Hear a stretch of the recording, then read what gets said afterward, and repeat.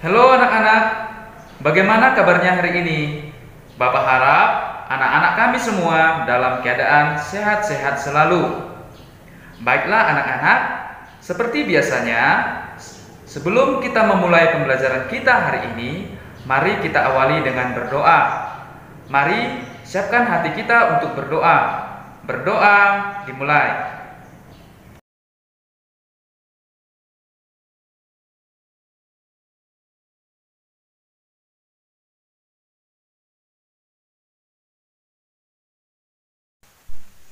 Oke anak-anak, hari ini kita akan mempelajari tema 7, subtema 1, muatan pelajaran PPKN.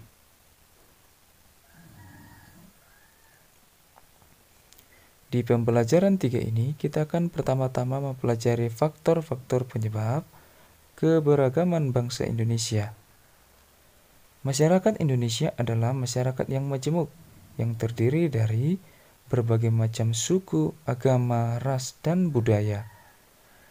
Keberagaman tersebut merupakan ciri khas dan menjadi identitas bangsa yang membedakan bangsa Indonesia dengan negara lain.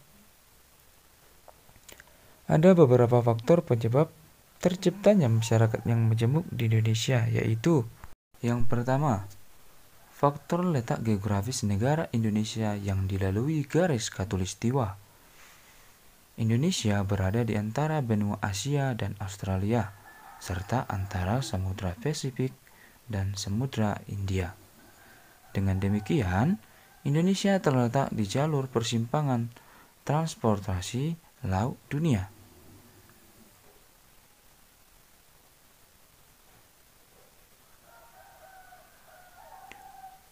Yang kedua yaitu faktor sejarah Indonesia, yaitu adanya percampuran budaya asing. Nah, kedatangan bangsa penjajah yang cukup lama dan berbaur dengan masyarakat, maka secara perlahan akan tercipta budaya baru. Yang ketiga, faktor keberagaman kenampakan alam di Indonesia.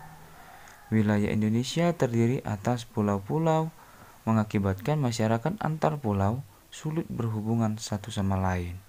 Akibatnya, setiap pulau terisolasi mengembangkan cara hidupnya masing-masing berdasarkan kondisi alam di pulau tersebut, sehingga menciptakan budaya yang khas dan berbeda satu dengan yang lain.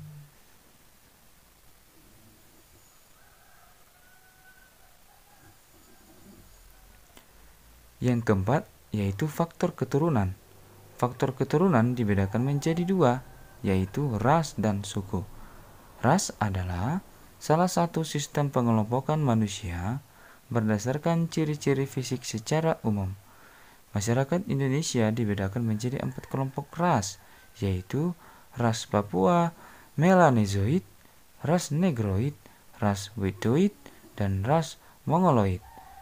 Sedangkan suku adalah kesatuan sosial yang dapat dibedakan dari kesatuan sosial lain berdasarkan kesadaran akan identitas perbedaan kebudayaan, khususnya bahasa.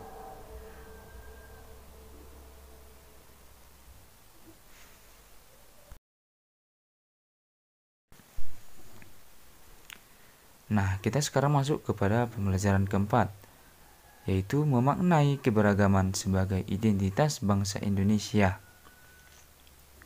Semangat persatuan para pejuang diwujudkan pada Kongres Sumpah Pemuda kedua, yaitu pada 27 sampai 28 Oktober tahun 1928.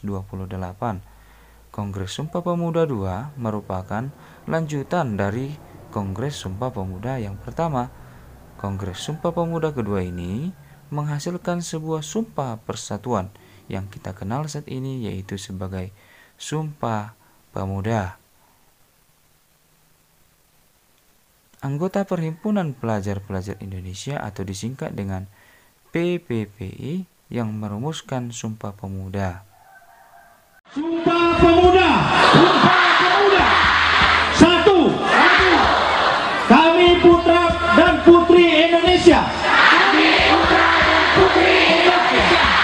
Mengaku bertumpah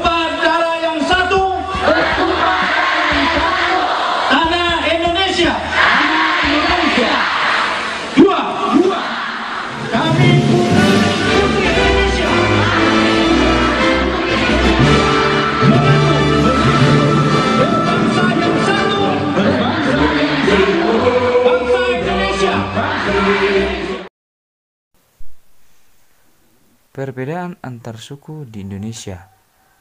Perbedaan antar suku di Indonesia terletak pada bahasa, adat istiadat, serta sistem kekerabatan. Yang pertama, adat istiadat. Adat istiadat ini meliputi upacara adat dan kebiasaan-kebiasaan lain. Kebiasaan yang menjadi adat istiadat sudah dijalankan secara turun-temurun oleh suatu suku tertentu. Yang kedua, bahasa daerah. Bahasa daerah setiap suku biasanya digunakan dalam kehidupan sehari-hari. Yang ketiga, sistem kekerabatan.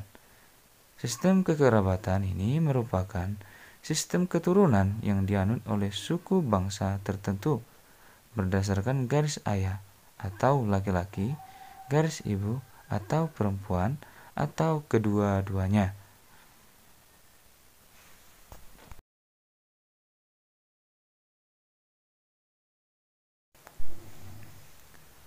Upaya-upaya pengembangan dan pelestarian kebudayaan nasional.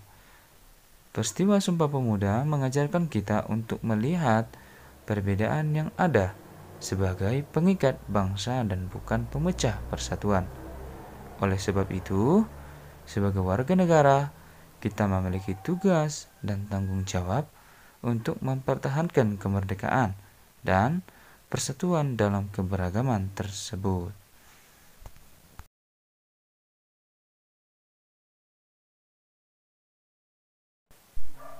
Kita dapat mengembangkan sikap-sikap dan melestarikan budaya dengan melakukan hal-hal berikut.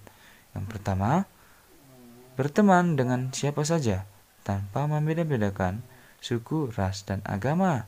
Yang kedua, menerima dan menghargai keberagaman suku bangsa, budaya, adat istiadat, dan agama orang lain.